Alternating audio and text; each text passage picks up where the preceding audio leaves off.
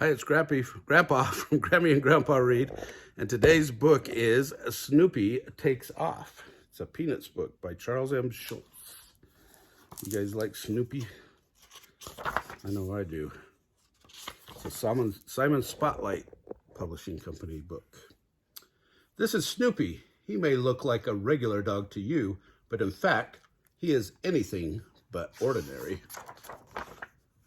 Snoopy doesn't do anything the same way as an ordinary dog, starting with the way he sleeps on his doghouse, rather than inside. Charlie Brown is Snoopy's owner, although a lot of the time it seems like it's the other way around.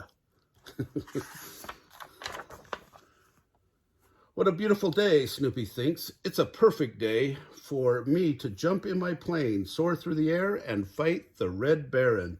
When Snoopy says he is going to jump in his plane, he really means he's going to sit on top of his doghouse. He puts on his goggles, scarf, and helmet. Here's the World War I flying ace flying through the sky in his Sopwith Camel airplane. Snoopy says, "Where are you, Red Baron? You can't hide from me."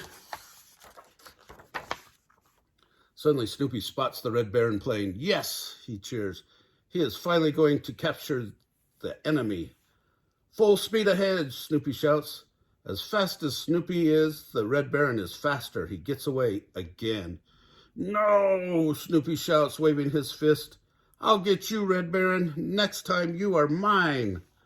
Snoopy takes off his helmet and sits down with a sigh. He turns around and sees Charlie Brown standing with his food dish. Charlie Brown is shaking his head.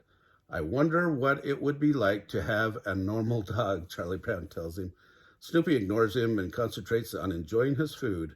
Being a World War I flying ace works up an appetite. Later that afternoon, Snoopy is bored, so he decides to write the next great American novel. He pulls out his trusty old typewriter and begins to write. It was a dark and stormy night. Linus walks by and is curious. "May I see what you've written?" he asks. Snoopy nods and hands Linus the page. "Your new novel has a very exciting beginning," Linus says. Snoopy smiles proudly. Linus hands back the sheet of paper. "Well, good luck with the second sentence," he says. Lucy is curious about Snoopy's book, too. She has a suggestion for him. "It was a dark and stormy night is a terrible way to begin your story," she says. "You should begin your story with once upon a time. That's the way all good stories begin." Snoopy thinks Lucy might be right, so he changes the beginning of his story. He types, "Once upon a time, it was a dark and stormy night." Lucy looks at the new sheet of paper and groans. "Can't you write about something nice?" she asks Snoopy. Snoopy thinks this is a good idea, so he types, then he stops typing, and to Lucy's surprise, he jumps off his doghouse.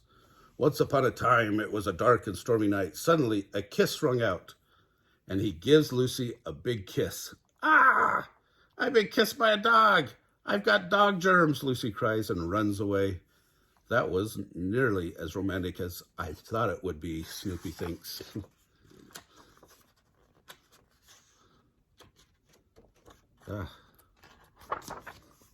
Snoopy decides it's time for a dance break. There's nothing Snoopy loves more than dancing. He dances with Charlie Brown. He dances with Lucy. He dances with Linus. He even dances on top of Schroeder's piano. Schroeder doesn't like this very much.